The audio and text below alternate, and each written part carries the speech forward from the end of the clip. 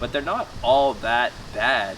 I just feel like they're demonized. You go at school and they just seem to tell you that like all these reptiles are venomous or poisonous or dangerous. They don't talk about all these other insects and bugs and reptiles that aren't. Like most of them are harmless.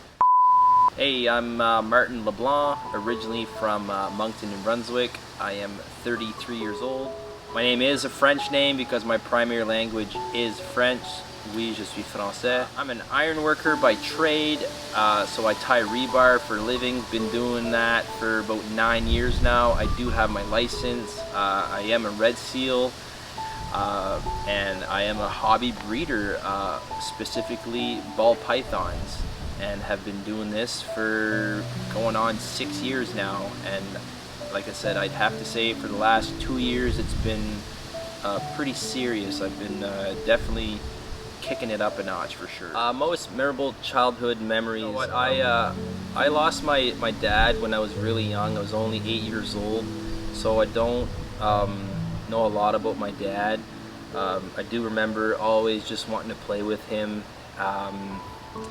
So that's very unfortunate, because I do take family very seriously. I have a wife of my own and I have 2 boys, and you know, they're my world. So as far as a childhood memory, just the moments that I remember with my mom and dad, especially my dad.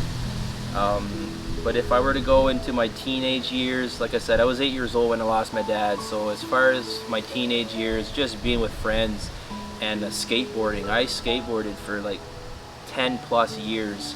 So those were a lot of memorable, you know, memories for me. Just great moments, great times, just being with friends and not really caring about anything. Just, you know, no bills, no deadlines, no curfew, you know, nothing else but just skateboarding and hanging out. So that's been a big part of my teenage years. For people that have a general fear of snakes or reptiles in general, I would say just start on a smaller scale. Maybe try to, you know, go at you know, like a reptile expo, or maybe just a museum or a zoo, and just try to, you know, like start on a small scale. Maybe just look at one for a start. Maybe just try to touch maybe a snake or a reptile. So I started with ball pythons back in 2014. So I know I'm gonna go off subject here a little bit, but during the winter of 2013 going into 2014, I was working out west in British Columbia, and I made, you know, some money, but I'm a real conservative person. So usually when I make quite a bit of money, I tend to save a lot of my money. So basically in March of 2014, I was off work because I'm usually laid off during the winter time, and I remember going to PetSmart with my wife, and this was just for our cat. We had 2 cats at the time, so we were looking for food or toys or whatever. And when I got to the PetSmart, there was this snake in a tank, and I was always fascinated by snakes and reptiles in general, but I was never able to really have any when I lived with my parents. So I asked the girl at the PetSmart, you know, what it was, and she told me it was ball pythons, and I was like, python? Like, that's pretty cool. And it was decently, you know, it was a decent size. It wasn't too big, it wasn't too small, but I felt like it was, you know, it was just fascinating. It had nice colors, nice patterns. So I asked if I could have a pamphlet on how to take care of ball pythons, so she handed me one.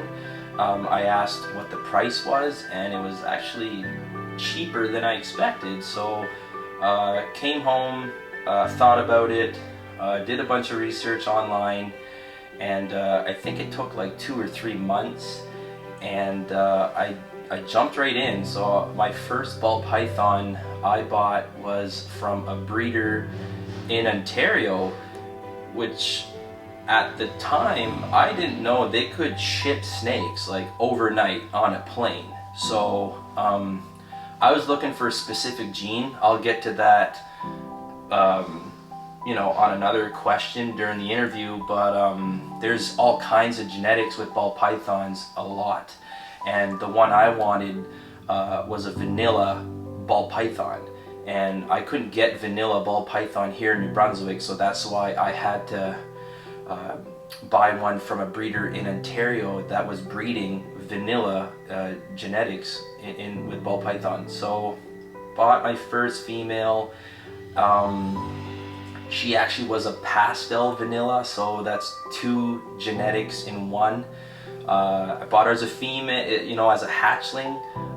She was a 2013, so she was almost a year, and from there it just grew. I think within the first year we had about 5, I think.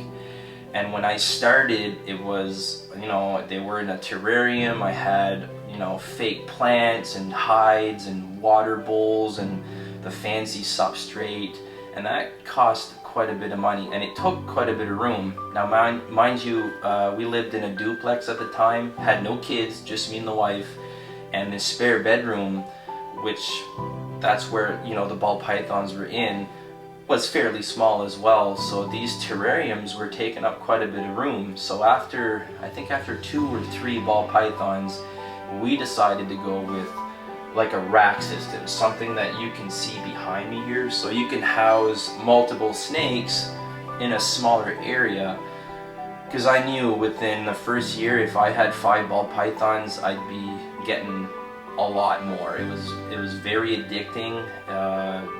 I just had so much passion, so much pride, and so basically I started building my own racks, and I sold my terrarium, sold all of that, and then that led to wanting more and more and more ball pythons. Because if you're building a rack, you can have like 18 or 20 or 40 in just one rack, instead of having multiple terrariums everywhere in your room, and that's just not feasible, right? So we lived in that duplex for about 4 years, and my collection grew from the first ball python in 2014 to I believe, I don't know, 10 plus, almost 15 by the time we moved out of that duplex and moved here in this house. And at first my ball pythons were in here in the basement. It was one big room, but this basement wasn't divided like it is right now. So it was just one big room. I had my ball pythons in the corner. So basically we moved in this house July of 2018, and January of 2019 we had a flood. The basement flooded. So that was a bummer. So I had to move all my ball pythons upstairs in the kitchen as a temporary setup, and basically had to deal with the flooding issue. And then I think it was a couple months, 3 months after that, I moved all my ball pythons back here downstairs. But the flooring wasn't done. It was concrete flooring, and I felt that was really cold to my ball pythons, so I had to relocate them again into a storage room that I have to the left of me. And I kind of made that as a snake room. Like, I insulated the room, made sure that I could heat that room to a specific ambient temperature, because they need 80 degrees. And so I had that basically that spare storage room as a snake room for, I'd say, about a year. And then just this last winter, so winter of 2019, I was laid off from work, and also because of the coronavirus, I was able to finish my basement because I had that spare time. I wasn't working, and I knew that I wanted to build a snake room in this basement. But I also built you know, a spare bedroom and a living room for the kids. But I did build this specifically for snakes, and I did it very intelligently, where I did rough in the plumbing in here for a bathroom also. So underneath this rack I actually have a shower drain. In the corner over here behind me I have a toilet drain, and I also have a running sink here, so I can, you know, change water for my snakes, and I can wash stuff, which is a lifesaver because I had to go upstairs and do that every time. So then when we go ahead and resell the house, you know, they're not just buying a house with a basement that has a bedroom, a living room, and a random 8x9 room. This room is roughed in for a bathroom, so they can make it their own. They can have a shower, they can have a toilet, and they can have a vanity. And I also installed in-floor heating, so this tile underneath me has in-floor heating, which is terrific for my snakes because it's the bottom of my racks aren't cool. They have that heat that they need, and heat rises, right? So I know my top shelves are also good. So that's just basically the history of how I started. Like I said, 2014 was my very first ball python female, and I still have her, so I can show you in a couple minutes. She's a big female now. Like I said, she was very small at first, but I think it took about a year or two before I started actually breeding ball pythons. At first it was just, you know, just a collection. I just wanted them and, you know, hang out with them and take them out and just look at them and show my friends and stuff. But it took about a year and a half to 2 years, and actually it was my wife's idea. She wanted to breed them and have eggs and hatchlings, and I wasn't really into that because for me, anything that's unknown, I usually put that on the back burner, and I'd rather not explore. I don't know, I don't know if it's anxiety or I just try to stay away from the unknown. But I did get some encouragement from her and you know, other breeders that I was talking to at the time, and they told me, you know what, just go ahead, you know, it's not that hard. You know, there's a science to it. But like I said, it took about 2 years, and then now it's just full blown, and it's only gonna get better. 4 to 5 years, and I'd say about the last 2 years, from 2018 to now, it's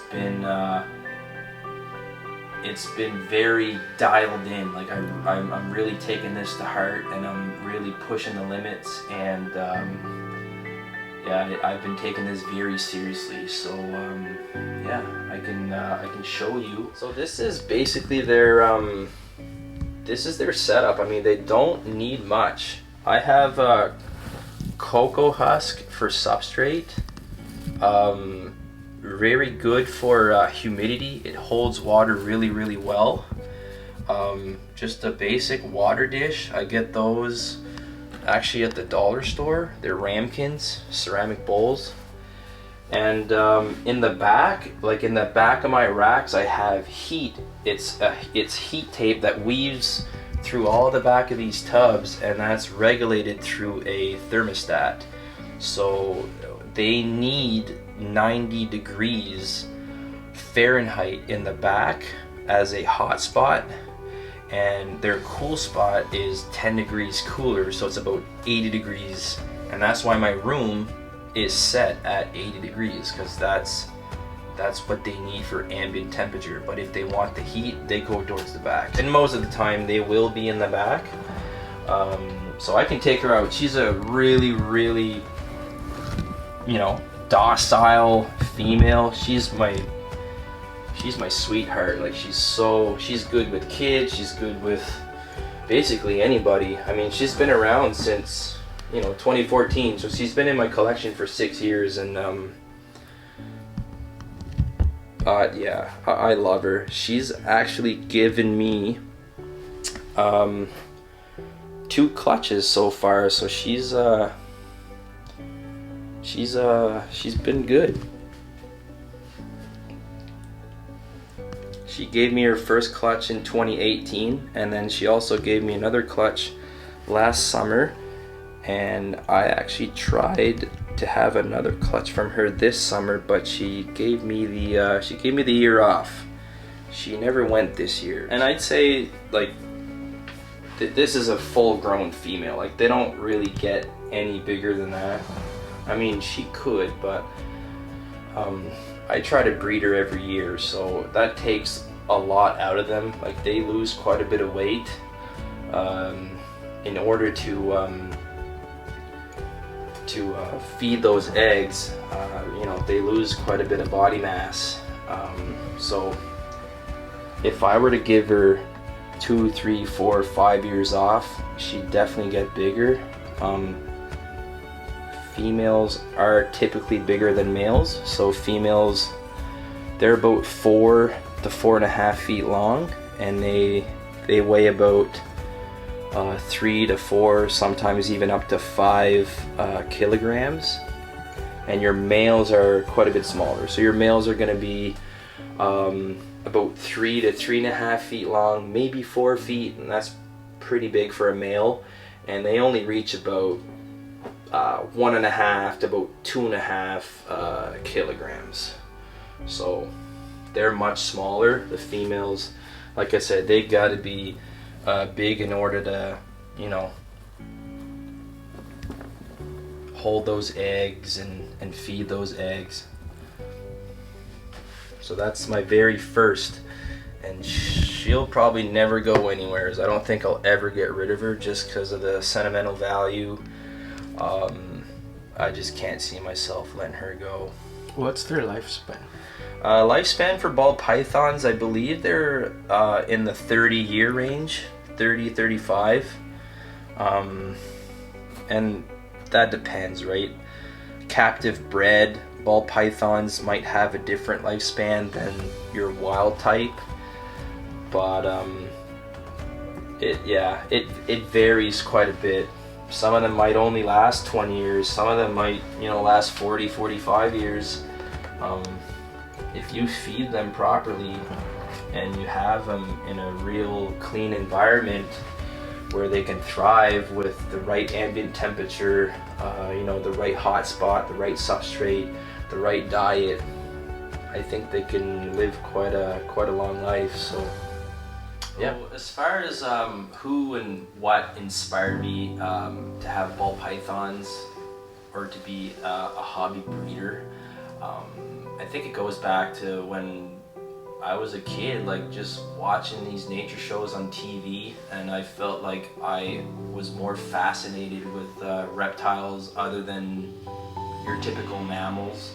I always liked, you know, like scorpions and snakes and frogs and just all these types of lizards, right? So, but I was never able to have reptiles as a kid, so we always had, you know, dogs and cats, like your typical family, right? So as far as who inspired me to have ball pythons, there isn't really a specific person out there, but once I got into the ball python hobby, there's some higher end breeders in Canada that I actually still look up to and did look up to when I first started. So Mark Mandick is a big breeder in Canada. He's in Ontario, and he's definitely he's a legend. He's a pioneer in the ball python industry. Another one would be Billy Rose from Mutation Creation, another real big breeder, also in Ontario. As Canadians, I feel like we're always looked at as the underdog. I don't know. Like I feel like the Americans, they always have that edge on Canadians. I don't know. I just feel that way. So Mark Mandick and Billy are definitely you know, putting us on the map. They're definitely pushing limits. They're producing stuff that is incredible as far as, you know, genetics, colors, and patterns. So I look up to them very much so. And there's some other, you know, other breeders out there that I talk to daily.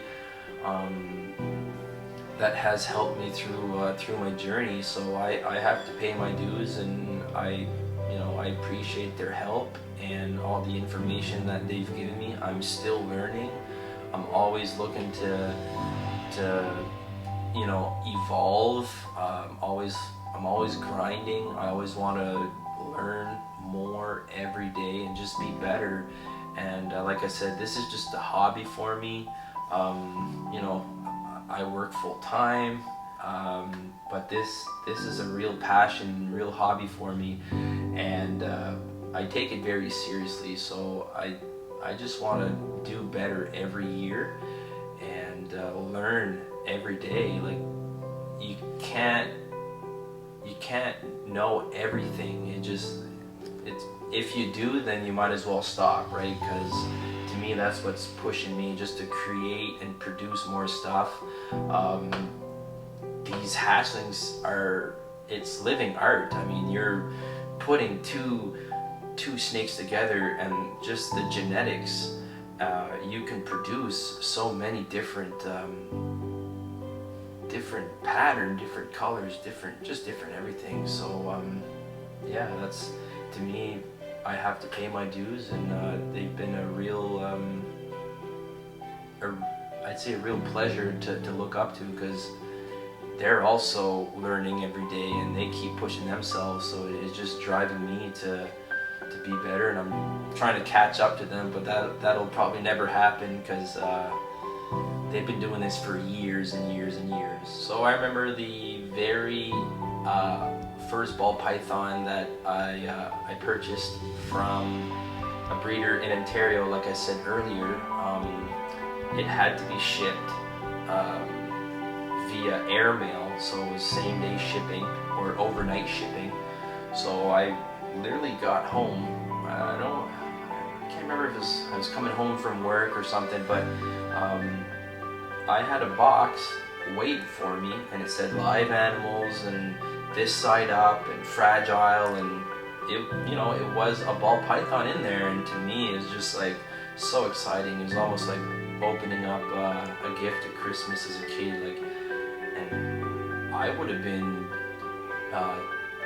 27 years old, and I was excited. So cut open the box, and there it was, that little pastel vanilla female that I had bought, and all I seen were pictures of this thing prior to purchasing the animal. So just seeing it in person, the colors were so much more brighter and more vibrant, and the contrast between the blacks and the yellows, it was awesome. Like, I just knew from there, there's just no end to it. I could produce as far as hatchlings, and they would actually have a link to that gene. If it was already made, if someone had already made that combo, you could actually click on that specific genetic combo, and it would show you a picture. So World of Ball Pythons just had tons and tons of pictures and data from all these different breeders in the world producing these combos. So I remember just every night going on there and choosing a genetic, vanilla to a spider gene. What does that do? And then I could see what those two genetics would produce, and that's kind of how I got started with breeding. So as a first, having that pastel vanilla female was just awesome, and I just kept having pastel vanilla in the genetic wizard, and I was trying to throw other genes in there and see what it could do to either make it better, change the pattern, either change the color, add more contrast, take away some contrast. You can take away color, you can take away pattern. There's just so many possibilities. So yeah, it was very exciting for me. So this here would be your typical normal wild type ball python. So the colors on her and her pattern is very typical. Ball pythons are from Africa, and if you were to find one in Africa as a wild caught, most likely you'd be looking at something like this. Okay, so there's some browns, you know, some white highlights coming onto the sides here. We tend to call these alien heads. Those would be alien heads. This here on the top is just dorsal striping. Some have an unbroken dorsal stripe. This here is broken. See how the sand colors break up, and then you have this kind of like a saddle. And so yeah, and their belly is white, but it's also has a busy pattern on the belly. Like you can have, there is some blacks, there is some speckling. So now when you start playing with genetics, it gets very, very interesting. So there is dominant genetics, co-dominant or incomplete dominant, and then you get recessive genetics. So it is a little complicated, but I'll show you what this is called a pinstripe ball python. So very, very different compared to your typical wild type ball python. So they call these pinstripe because, you know, this kind of reminds you of some pinstriping, and you know, along the tail, it's certainly very, very different, and the colors too are a little different. This has more of a orangey copper gold tinge to its colors, but the pinstripe gene is a pattern mutation, so it'll definitely change pattern to a normal wild type ball python. So it is not a color mutation, but a pattern mutation. So that just gives you an idea what the pinstripe looks like. Now I'll put her away, and then I'll show you what a color mutation looks like. And this is a very common gene in ball pythons. I'd say probably the most popular gene. This is called a pastel ball python. So a lot of yellows, but the pattern is a little similar to the normal wild type ball python. So it's not like a pinstripe where it changes the pattern, but this changes the color. So it's a color mutation, and it's called a pastel. Okay, now this is another color mutation. It is very similar to the wild type ball python, but there is subtle differences. The head stamp on the top of its head is different than the wild type ball python, and the colors are also just a bit different. I'll actually take her out, that way I can kind of show you the difference between the two. So this is the vanilla gene, and this is just your normal ball python.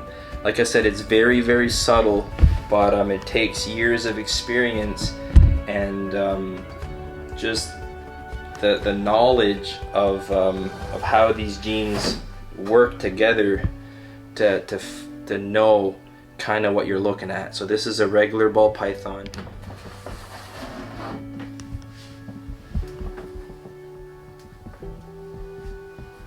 And this is pastel. So see how that's definitely more yellow, different, right? So I'll put all these back, and then I'll show you what. You remember when I said my first ever ball python was a pastel vanilla? So basically, you're adding both the pastel and the vanilla gene together, and then it gives you that first female that I acquired. So this is both the vanilla gene and the pastel gene together. To me, that's definitely more brighter, a lighter tinge of yellows compared to her. And the head is definitely more blushed out than the top of her head. I know it's sometimes a little hard to see, but this is pastel vanilla and this is just your pastel gene. So this boy here was actually our second ball python after acquiring the pastel vanilla female that I showed you. So this is called a orange dream. So definitely some orange tinge along the entire side, and his alien heads are lacking alien eyes, so there's almost no eyes inside of the alien heads, and they kind of call this like a banded pattern.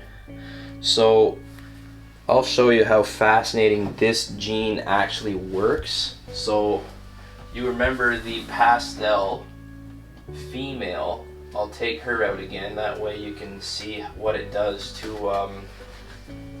the pastel gene. So when you mix orange dream with pastel,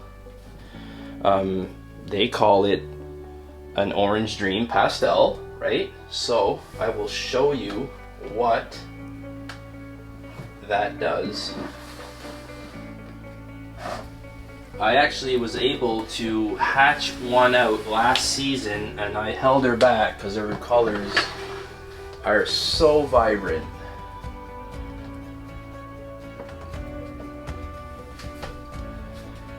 Like, that is absolutely stunning. So that's when you mix both genes together and it gives you a lot of oranges, a lot of them, a lot of yellows. The contrast is unbelievable between the blacks and the oranges. The top of these banding have some blushing, so you can, that's what they call that, is blushing. You remember when I was talking about alien eyes inside the alien heads? Towards the tail there is none. There's maybe one little dot there, but towards the tail it just goes away. It's so clean, it just cleans up the pattern. And the tail is not as busy as your typical classic wild type ball python. It's more of just a white belly. So that's your pastel orange dream. Okay, so there's a lot of terms that we use with ball pythons to identify different traits. We call these alien heads. See how they almost look like an alien head, like these? And we call the white, or sorry, the black dot inside the alien head, we call those alien eyes. So this one right here kind of looks like it's an alien looking right at you with two eyes. And sometimes they only have one. And usually towards the tail, they tend to lose the eyes completely. So an alien head with no eyes, another alien head, and then towards the tail, those alien heads kind of just go away, and it seems like they just melt towards the belly. But up towards the center of their body is a lot more of the alien heads with alien eyes.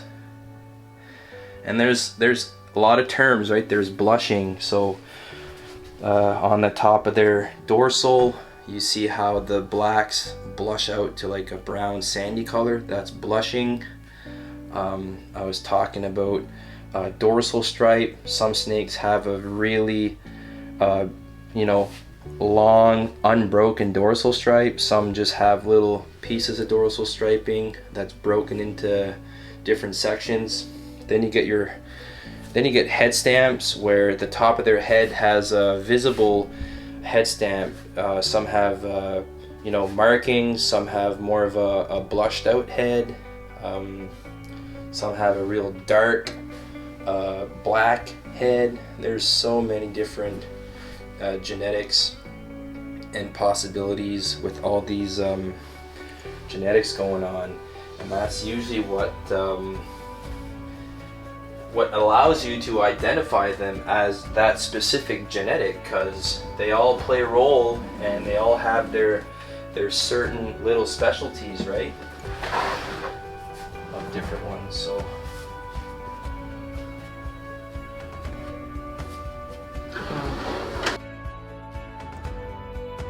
How old is this?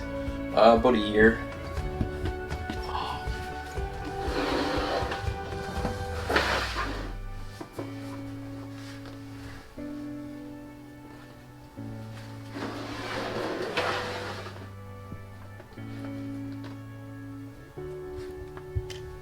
Let me see here.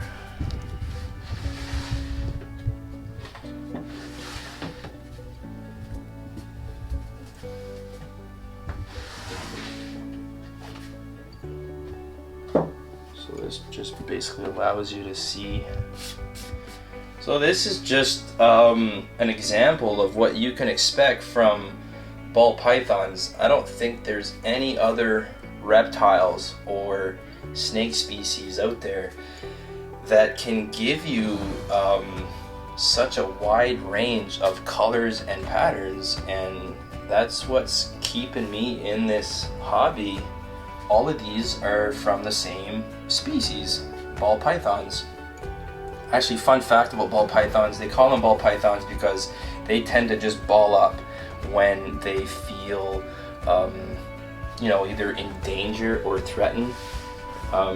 They're very docile and submissive animals, so they call them ball pythons because of that reason. They just literally curl up in a ball. Their scientific name is Python regius.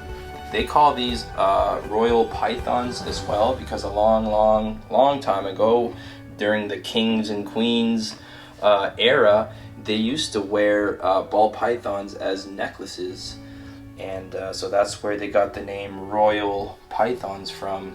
So you know, over here you're looking at 3 genetics is in one. So, and it gives you almost that unbroken dorsal stripe. I think it has one break in it, which is right here at the neck, like very subtle, but like this is almost a fully striped animal. So as far as misconception about snakes, I get a lot of people asking me if they're venomous, if they bite. They're non-venomous. I mean, there is venomous snakes out there, of course, but these are non-venomous. And as far as biting, I've been bit before, multiple times. I'd rather get bit by a ball python than scratched or bit from a dog or a cat. One big misconception about ball pythons, or maybe snakes in general, are you know, they're evil. I feel like snakes are demonized at a young age. At school, you're always taught about how snakes are dangerous, and scorpions and all that kind of stuff, and they tell you that dogs and cats are fine and safe. But I mean, I've been bit and I've been scratched by dogs and cats, and it does hurt quite a bit, and I feel they're pretty unpredictable. Although snakes can be unpredictable at times, but with ball pythons, with this species, I mean, I've had no issues. I mean, I've been bit a couple times, but it's very minor. I just rinse my fingers underneath the water, and it's fine. I mean, even from like a big female, most of their strikes are defensive. It's not like a you know, like a hunger strike, like if you're a prey or something. So and they're non-venomous. I mean, some people, you know, when I tell them I have pythons at home, they think they're venomous. These are constrictors, they're non-venomous. I have 2 kids, and I have a 2.5-year-old boy. He comes down here, wants to touch them, wants to see them. I have no problems with that. I also have a cat at the house, and I mean, they're not going to eat my cat. So I feel they're very safe. I have nephews, and nieces. Another little fun fact, I actually brought a big female over to a daycare here in Moncton to show some kids, you know, just how docile and submissive, you know, ball pythons are, and just kind of, you know, just show them the beauty of these animals, and you know, they don't have to be afraid.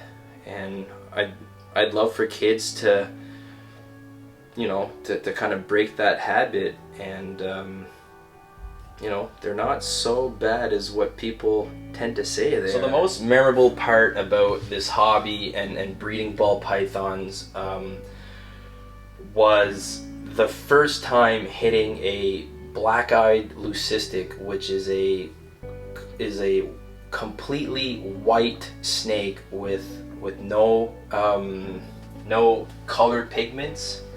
Now, this ball python actually took me 3 years in the making.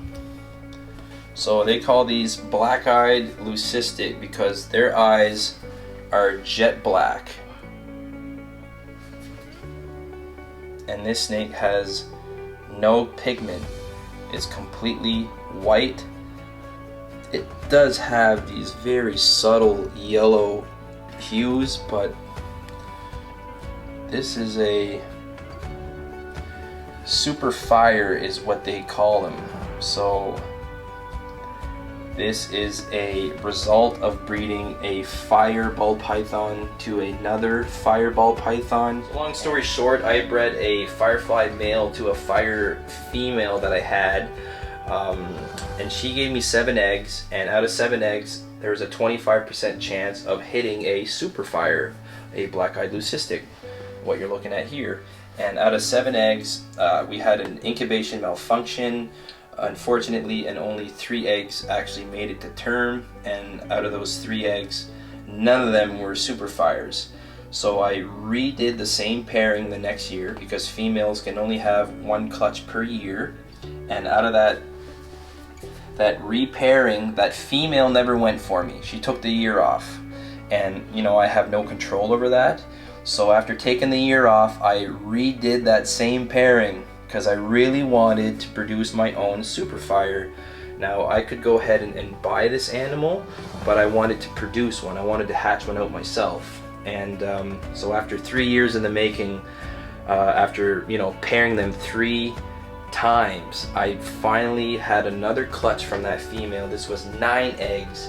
So once again, it was a 25% chance of hitting a black-eyed leucistic super fire, and out of 9 eggs, I hit 5. I hit 5 of these, which was absolutely crazy. So you know, I ended up keeping this female, and yeah, so that was a very memorable moment for me. Very excited to finally produce my own black-eyed leucistic, and it was a female, so I decided to hold her back, and hopefully she can give me a clutch of her own within the next year or 2. So to determine if your snake is a male or female, there's 2 ways of doing this.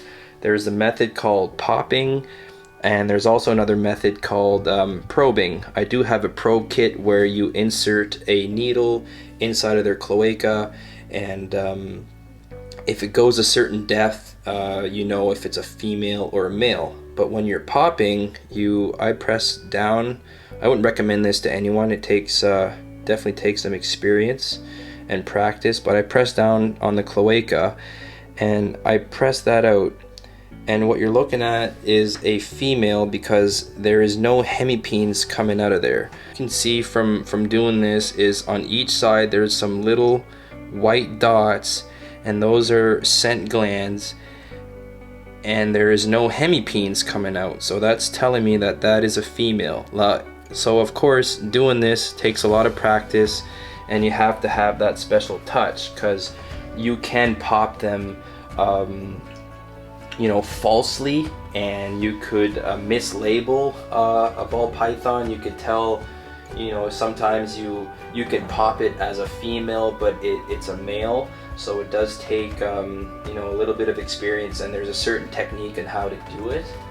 I'll show you its hemipenes, which they're bright red and they come out from the sides, and there's really no mistake in it. See that?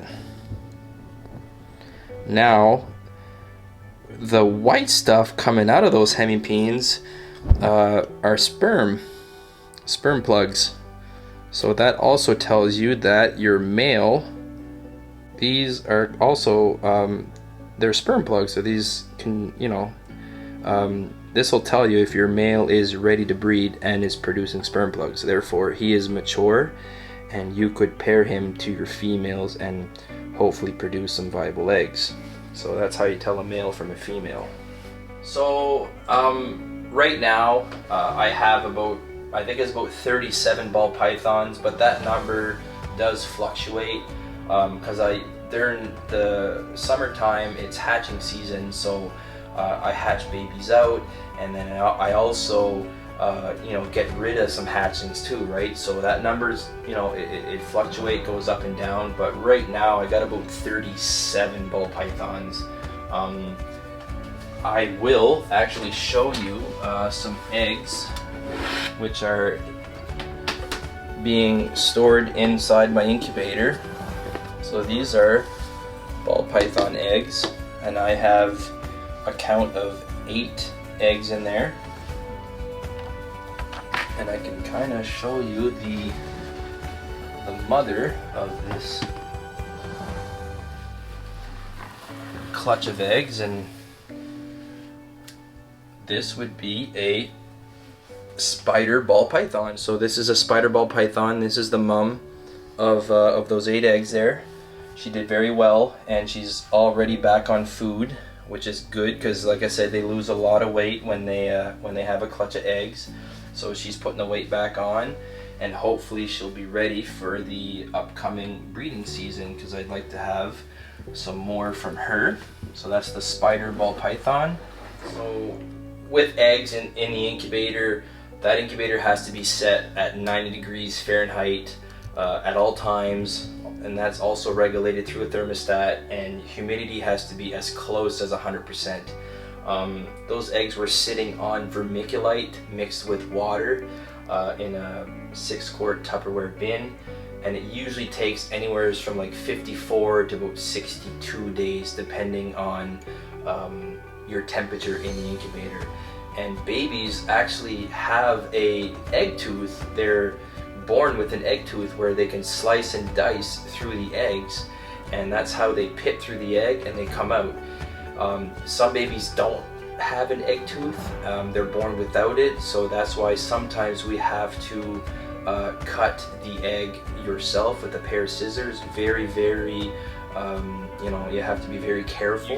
You can definitely help the animal by cutting a little slit in the egg so they're, you know, they can come out from the egg and have their first breath. Part with this hobby for me is just, I always want to buy more animals. I want to keep buying more and more and more and add more genetics, and it's tough. If you don't have the room and if you don't have the proper setup, you can't keep buying these animals because you're just gonna run out of room, right?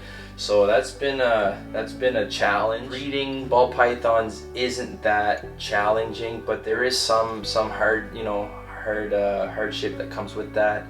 You have to be very keen on your temperatures, and you have to know what you're looking for. The easiest part with breeding these ball pythons for me was just to get information and get some answers to most of my questions, because you can reach out now with social media, Instagram, Facebook. I found that was quite easy just to find your information, and the people in the community in this hobby are very nice, and they like to help each other out. So it's a very tight-knit family. So I feel I can reach out to anyone, and if I have any questions, they'll definitely answer them and help me throughout the way. And I feel I have to do that too to some up-and-comers, right? So that's why I love to help people as well, because, you know, I was taught to do things right, and I just kind of want to pass that on. So it's been really easy to find some sources to some of your either issues or the unknown. So I've been really grateful, and it's just been an easy experience. Some of those big breeders in some of those interviews were saying that they didn't have any internet or you know, other breeders that they could reach out to and answer some of those questions, because they all wanted to keep their knowledge to themselves. They didn't want to spread out you know, their successes and their little tips and tricks on how to breed these species. But now I feel like you know, there's a lot of breeders out there that they tend to give out all that information, and they want to help everyone else. So these ball pythons, they're different combination of the piebald gene. Piebald is a recessive genetic that will take away pattern completely and give you these saddles. These are called saddles. And this this piebald gene is very sporadic. You'll have some with a lot of white, some with a lot of pattern. So basically low white piebald, you get some high white piebald, and then you can mix co-dominant and dominant genes in there. So these two are piebalds, but they're not the same. This is a pastel vanilla piebald, and this is a yellow belly piebald. So there is quite a bit of difference between the two. This is more yellow and just a brighter, lighter animal. This one has like some oranges in there and definitely a little darker. Their head stamps are different, but this is just showing you the capabilities of all these endless possibilities of the different living art that you can make with ball pythons. I'll actually show you a high white ball python that I have right here. So this ball python is a piebald, but is a head pattern. And like I said, this is very sporadic. This is nature, you know, doing its thing. I have no control over how much pattern I can add to this, except if you were to mix in different genes in with the piebald, you can definitely control that a little bit. Like there's some genes that you can add to piebald that will take away pattern, some will add pattern, but just the piebald itself with no other genetics mixed in with the piebald gene, it's very sporadic. So that just kind of gives you an idea of what you can expect. So this is an old shed from this particular ball python. So I think he shed, I think it was last night or 2 days ago, because this is still fairly soft and humid. Ball pythons as babies will shed probably every 4 to 5 weeks, as where adults will shed maybe every 2 months. It really depends if they're eating, because when they eat they grow, and when they grow that's when they shed into their new skin. And the shedding process can take anywhere from 10 to 14 days. So there's different stages and different steps into their shed cycle. So yeah, like I could literally take this shed and probably roll that out into you know, its full length. Some people save these, some people, you know, I just throw them out in the garbage, but you could save these and dry them out. But yeah, it just shows you like all the scales. I don't know if you can see the eyes on this animal, but it looks like they're cloudy, like bluish color, and the snake in general is not as bright as it would be with a fresh set of scales. So this animal is actually in shed right now, and like I said, there's different stages. So their eyes go blue and they actually can't see, and their belly, instead of being white, I don't know if you can see the underside of its belly, but it's pink and red, and has just a real different color tone to it. That's also another indication that this snake is in shed. Now, like I said, it could take 10 to 14 days, but when they shed, that completely goes away. They get, you know, brighter and brighter as they shed, and those eyes go back to you know, their normal black and green eyes, or whatever the case may be. But that's how you can tell if your snake is in shed, and when they are, you bump up the humidity. So what you have here are tags for all of my ball pythons. There is a QR code as well. That QR code is for an app that I have on my phone called SKATEBOARDING, and that's how I document everything. And when I say everything, it's everything. And then next to the QR code is the gender symbol, so that would be a female, and if you look to your right, that gender symbol is a male. And the names are not the names that I've chosen for these ball pythons. Those are the names that were given to them genetically. So I don't name my animals, I just you know, I have them identified as what they are genetically. And these names, like I said, are from just other breeders that produce them, because all of these ball pythons with different genetics and mutations all came from Africa, and they were all imported here in North America, and then they were proven out to be, you know, a genetic mutation. And you know, so like Lesser and Pastel and Vanilla, it's all just names that a certain person identified that snake to be. You know, they proved it out genetically by buying snakes in Africa, importing them, breeding them, and then proving that that specific gene is a genetic mutation. It's either a color or a pattern mutation. So this is an app that I have on my phone, and all of my reptiles, basically all my ball pythons, are on this app.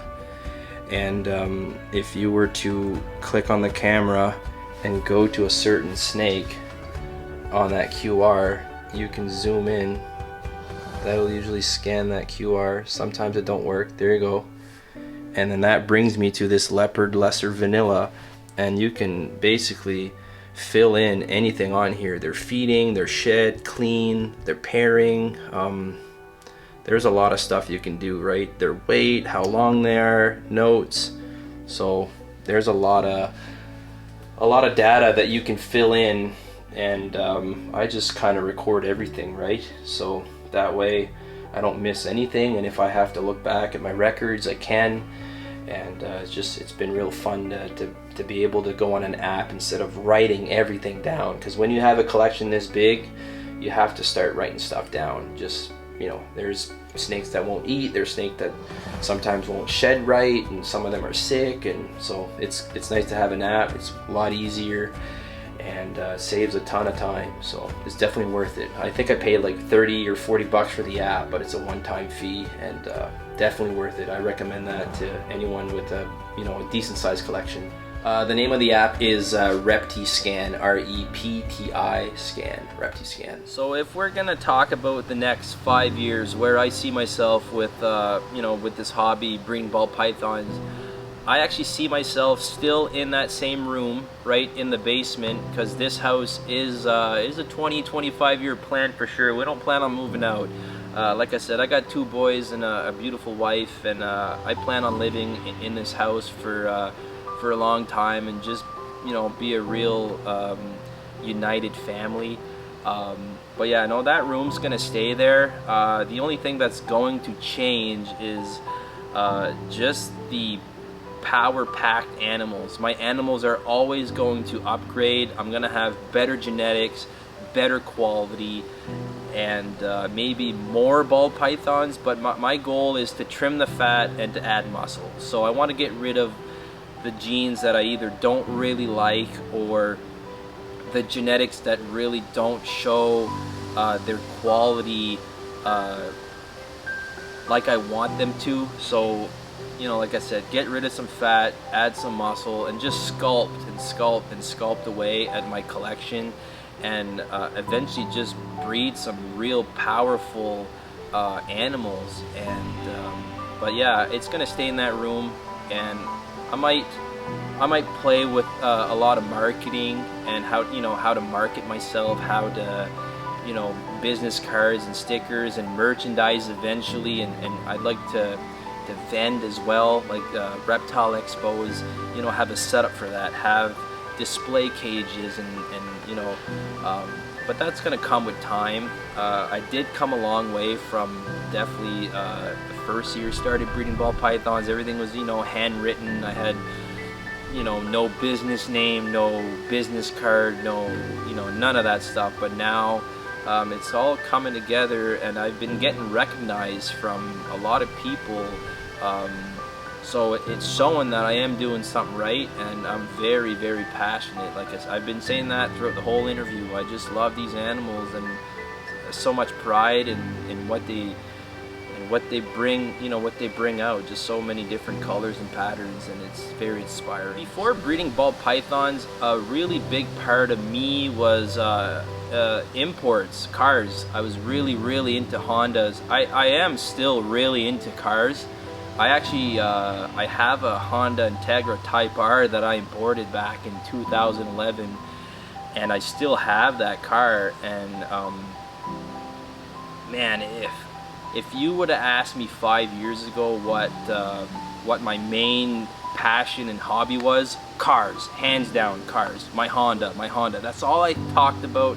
That's all I wanted to do. That's all I, you know, saved my money for. I bought parts and parts and parts for that car, and I built that car like I you know, like I wanted it to be. I had a vision, and ball pythons were still, you know, a part of me, but it was just starting off, and that completely switched right now. Like, all I want to do is ball pythons, and the car thing kind of died down for me. I do still enjoy the car scene and hanging out with friends and driving my car and stuff, but it's been put on the back burner for quite a while now. And with kids, I just don't have the time. I rather spend time with my family and be at home.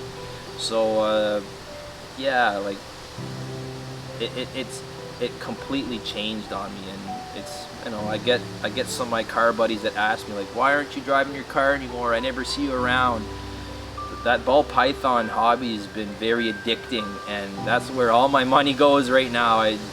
My car's done. I personally feel like that project is done, and I don't have to add anything to it. So I can drive it now. I enjoy it, but I don't put as much money and time and effort into my car. So, but yeah, most people in Moncton know me for what I drive, and it's just funny how that works. I mean, they know what I drive. They see me drive down the road. They know who I am just by what I drive, because I've had that car for, like I said, 9 years now. So and I've done the car shows. I've been to those places. I've won, you know, many awards. I've even been to Honda Fest, which is out in Montreal, and I won Best Type R at Montreal at Honda Fest. And if I do something, I do it 100%. Like, I'm really passionate about what I do. It's just who I am. I grind and grind and grind, and I put a lot of effort and time and money into everything I do. But right now, it's just ball pythons, 100%,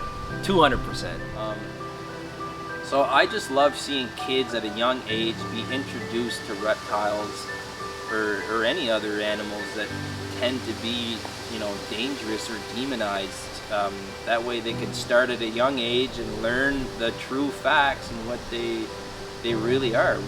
Most of them are harmless, and they're amazing species, and most of them are just like fascinating, like the colors and the pattern. And yeah, so just maybe, you know, drop your guard and just be more, you know, laid back. Try everything once, right? So just try it out. It's not that bad.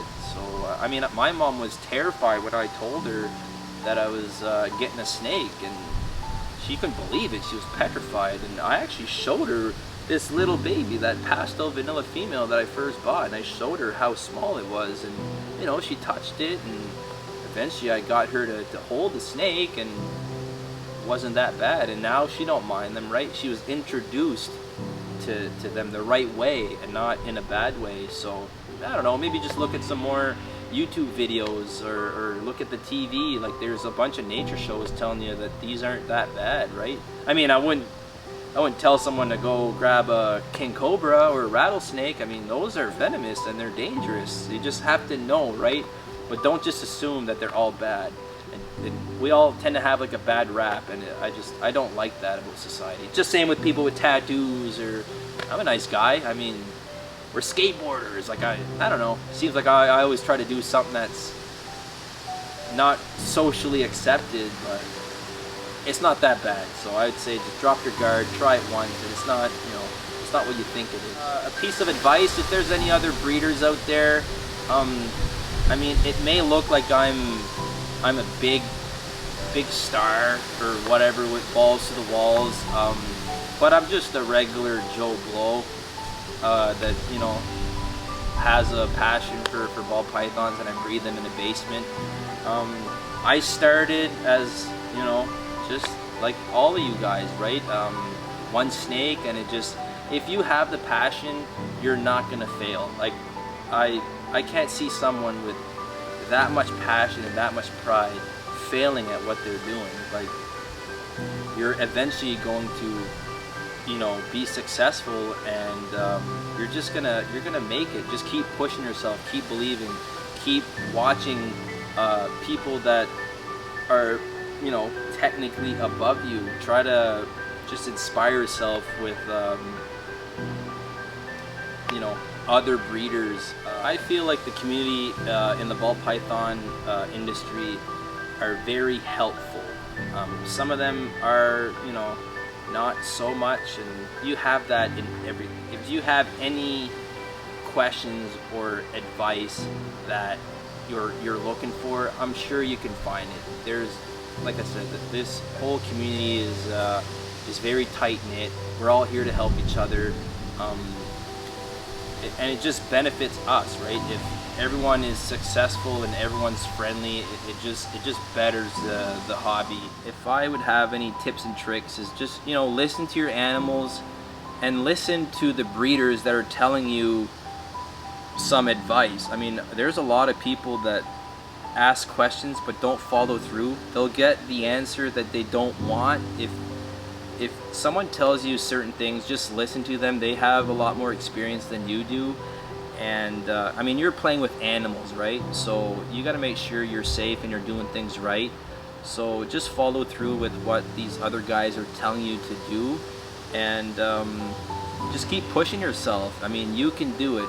I am just a regular guy, 100%, and there's a lot of people above me. There's also people that are just starting off, but you know, just do what you want to do. I mean, make it your own. I'm making this my own. I'm doing my own projects, doing my own things, and just don't let people tell you what to do and what not to do, right?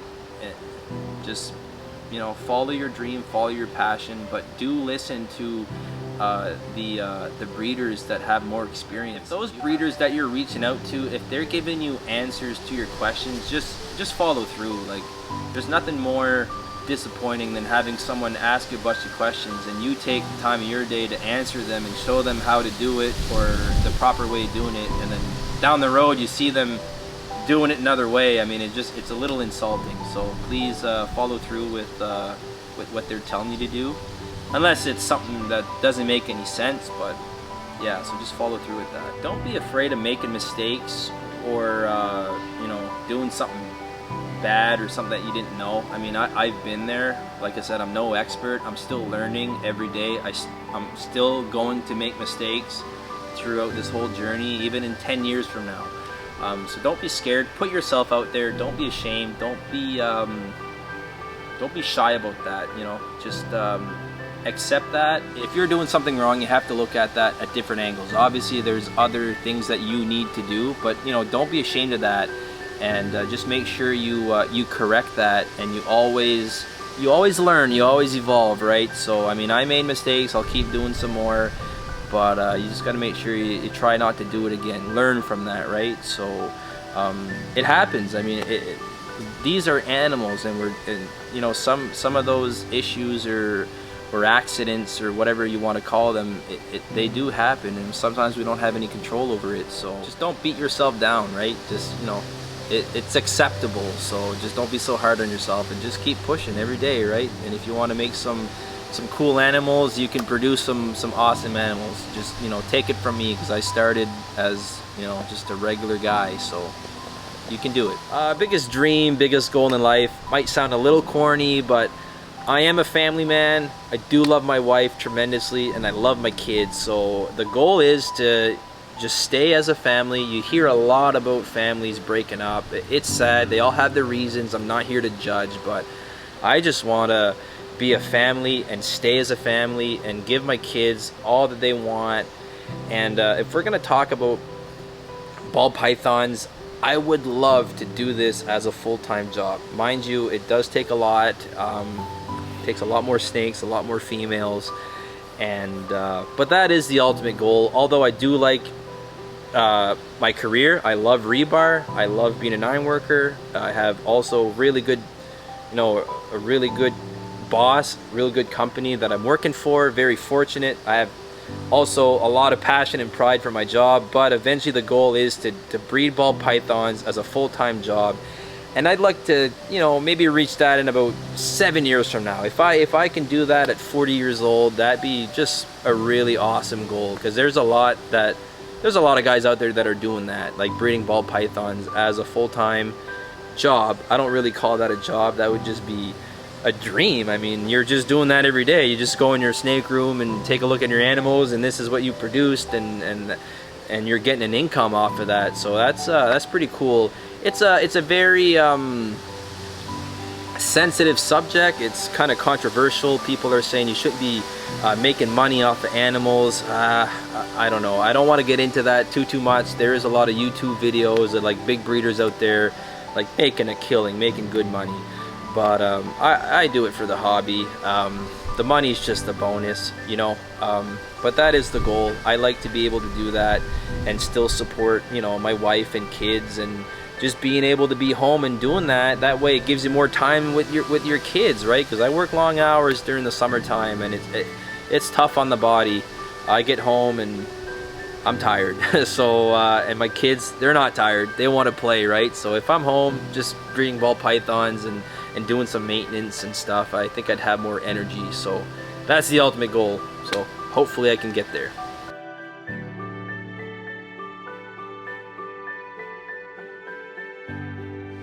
If you want to get a hold of me, I have a Facebook page, Balls to the Walls. So that's BALLZ to the Walls, WALLZ.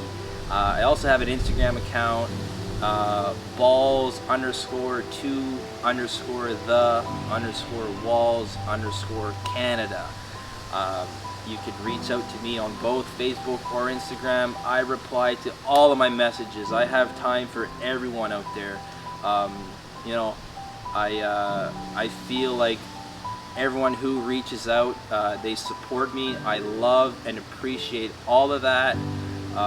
Truly blessed, and if it weren't for you guys, I mean, I wouldn't be able to do this.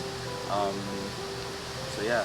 I also have a YouTube channel, same as my Facebook name. It's called Balls to the Walls, so BALLZ to the Walls, WALLZ. And on that channel is mostly just me pulling females from a clutch of eggs. Just kind of showing you some content on there. Nothing's edited. It's not very professional. It's just the wife recording me doing things.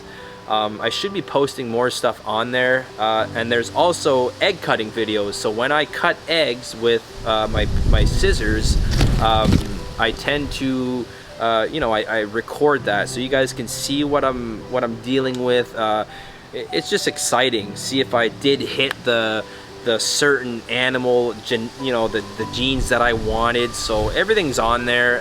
So go check that out, please. Subscribe, comment, like. So balls to the walls, and you know, appreciate all the love and support. Thank you. I'd like to give out a few shout outs actually, because if it weren't for these guys, once again, I don't think I'd be here, and they helped me throughout this whole journey, and I feel like they have to be recognized. I'll start off with Trent Stoddard from East Coast Exotics. He was a really good mentor of mine. I was able to talk to him on the phone. He shared a lot of information, and like I was saying before, there's some breeders out there that don't want to share. They want to keep everything to themselves because they feel like we're either competition or just bad for the hobby. I don't know what it is, but with like new up-and-comer breeders or hobbyists, they just tend to be like beaten down. I don't know why. I mean, we all have to start somewheres, and they started somewheres as well, right? Like, but Trent really did help me, and so Trent Stoddard from East Coast Exotics, he definitely deserves a follow on Instagram or Facebook. There's another guy also by the name of Peter Williams from Ontario, PWR Reptiles. Very good guy. He was also really helpful with this whole journey. I mean, I asked a ton of questions and just wanting to know everything, and he gave me the time of day. Like, we were talking on the phone as well, like just for hours and sharing some knowledge, and I really appreciate that. So yeah, Peter, you definitely deserve a shout out, bro. Thank you so much. I really appreciate everything you did for me. Another guy from Ontario, I'd like to do a shout out for Matt Quinn from Livity Trust. He is probably the most knowledgeable guy as far as, well, ball pythons. I know he knows a lot more about different species as well, but he's very knowledgeable and has a ton of wisdom. He helped me also, and he's got some really nice animals. Same with Peter. Peter's got some nice animals too. But Matt, yeah, Matt's been really great, and also gave me a ton of time, tons of knowledge also with other species. He seems really honed in on reptiles and animals, and he's got all these terms and scientific terms, and very nice guy to have on your side. And I acquired a couple animals from him, and his collection is top notch. Same with Peter though. Peter's got some really nice animals as well. But Matt's been working with some cool stuff. Like I said, I'm really into the vanilla gene, and Matt's been pumping out some vanilla stuff, which is amazing. He's got some really quality stuff. So Matt Quinn, you also deserve some recognition. Go check him out. And as far as local breeders, I'll just name a few that really deserve to be, you know, recognized also. Jordan Alain from Havoc, very good, just good person in general. She's been a good friend of mine for years now, and it's just been fun to share both of our journeys, and I support her. Hopefully she supports me. Another shout out I want to give to is Jeremy Como from Tomnick Reptiles. This is his first year breeding ball pythons, and he deserves to be recognized as well. I've been helping him out. You know, I'm being a mentor to him, almost like Trent Stoddard was to me, so it feels good to return that favor, pay it forward. Like I said, I've been doing it for 6 years now, so I feel I can, you know, I don't know everything. I'm no expert. I'm not here to say that I know everything, but I can at least guide Jeremy through the right direction. Another one from Nova Scotia is JD McDonald, JDM Reptiles. Very cool guy. It's got some good stock as well, nice animals. He's been a good buddy of mine. We met through ball pythons, and we've been good friends ever since. Definitely go check him out as well. And Mara McNeil from Master Ball Pythons. She's from Cape Breton. Really cool chick. She's got some awesome stuff as well, so go check her out. And I want to say thanks to Joe. You know, he reached out to me about a couple months ago, and I wanted the room to be ready, and And the only thing missing is I have a big decal that I want to get of my actual logo on the wall. Still not ready, but I felt like I had to reach out to Joe and tell him, you know what, let's do this interview. Please go check him out. He's been a pleasure. He's got some really nice equipment, and I thought his interview was very well laid out. He's got some really nice questions. He's got me rambling on, like I just talk and talk and talk, and sometimes I'll go off subject, but go check him out. People of Moncton, real good guy, and yeah, so thanks. And thanks for everyone watching this. Sorry for the accent. You know, French is my first language, so bear with me. But I just want to say thanks to everyone that actually took the time to listen to this interview, watch the video and all that stuff. And please reach out, and hopefully, you know, hopefully you guys like this, because I enjoyed doing this interview. So thanks again, Joe, and thanks to the people, and stay safe.